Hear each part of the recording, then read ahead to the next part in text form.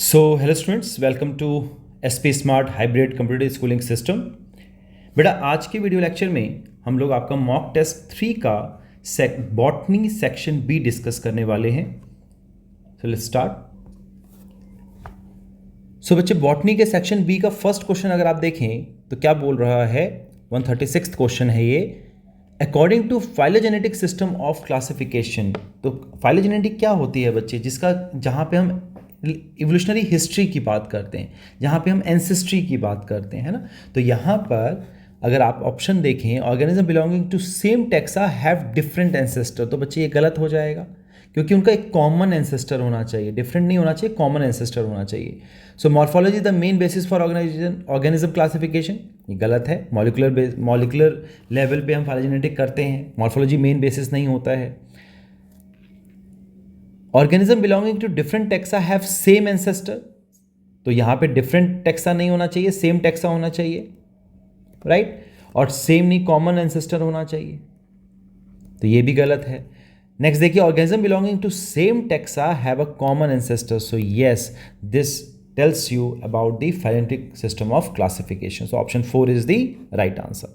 Next question देखिए, identify the order where plant shows alternate opposite and hold phyllotaxy.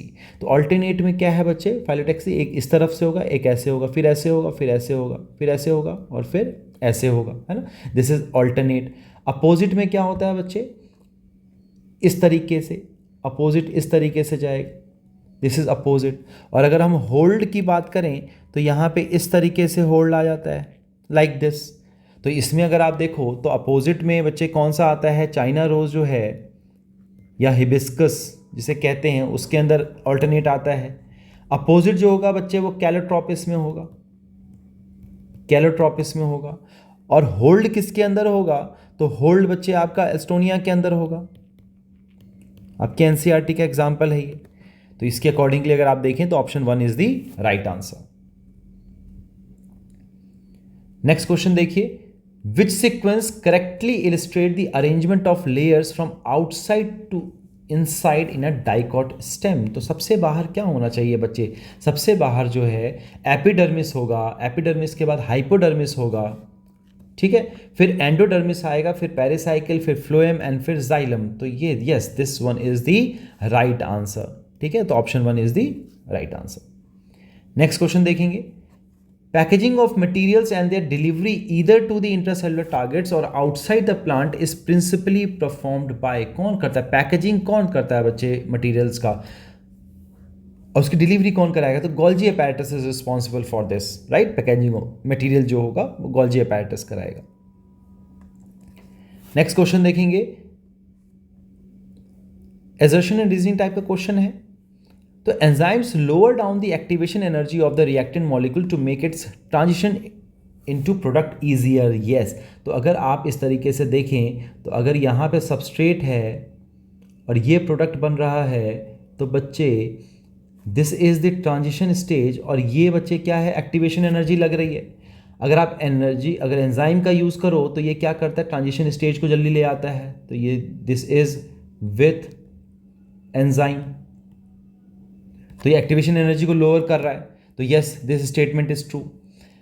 Enzymes are highly substrate specific catalyst, ये भी ठीक है, लेकिन ये इसका एक्सप्लेनेशन नहीं है। तो यहां पे आपका ऑप्शन क्या आ जाएगा, if both A and R true but R is not the correct explanation of the assertion, option number 2 is the right answer.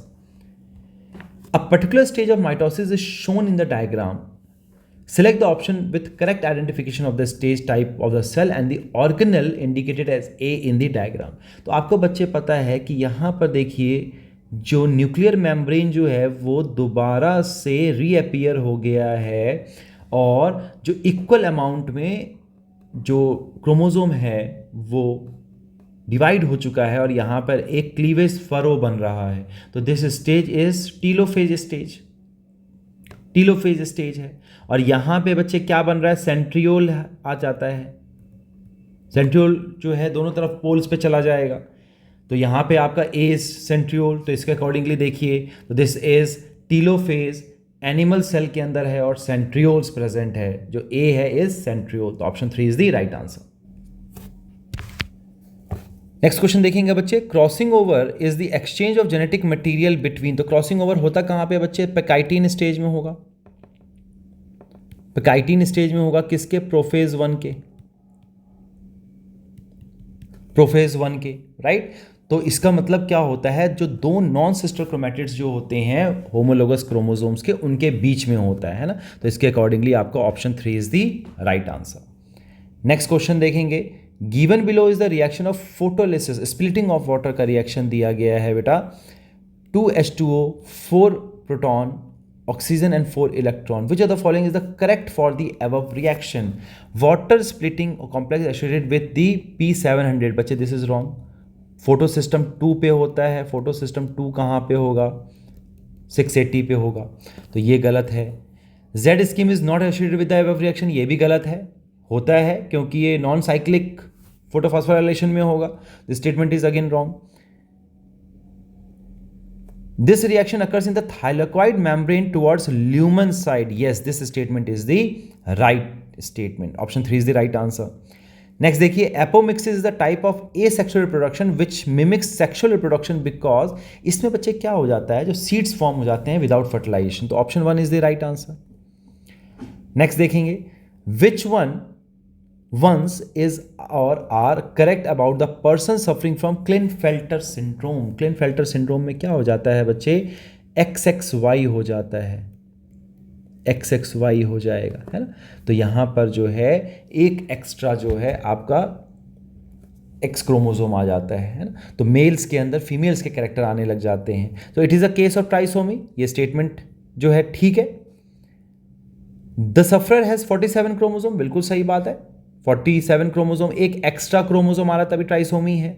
ही और शी इज़ द फर्टाइल, तो जो मेल है वो फर्टाइल नहीं होता है बच्चे, स्टेराइल होता है, तो ये स्टेटमेंट जो है गलत है, फर्टाइल नहीं होगा, स्टेराइल होगा, क्योंकि एक एक्स्ट्रा आ गया। Tall stature with breast development, yes gynaecomastia हो जाता है, दैट इज गाइनिको मिस्टिया हो जाएगा, ब्रेस्ट फॉर्मेशन होने लग जाएगा मेल के अंदर, तो दिस स्टेटमेंट इज ट्रू, तो A, B and D is true, option 1 is the right answer. Next question देखेंगे बच्चे, the following diagram refers to the process of transcription in eukaryotes, तो बच्चे कौन सा है, पोस्ट ट्रांसक्रिप्शनल मॉडिफिकेशन है, right. तो यहां पे अगर ABCD बताना है तो A क्या है बच्चे, यहां पर A इज, क्योंकि ये पॉलीमराइजेशन कर रहा है, तो ये कौन सा है, RNA पॉलीमरेज है, और कौन सा पॉलीमरेज है, 2 है ये, ठीक है। फिर अगर B की बात करें तो B जो है बच्चे वो बीच बीच में यहां पर जो है इस तरीके से क्या प्रेजेंट होता है, तो यहां पर ये जो बी जो होगा बच्चा वो इंट्रॉन होगा, राइट। अगर हम सी की बात करें तो सी जो है वो क्या है, एक्सॉन है, कोडिंग रीजन होता है, intron is the non coding region, right.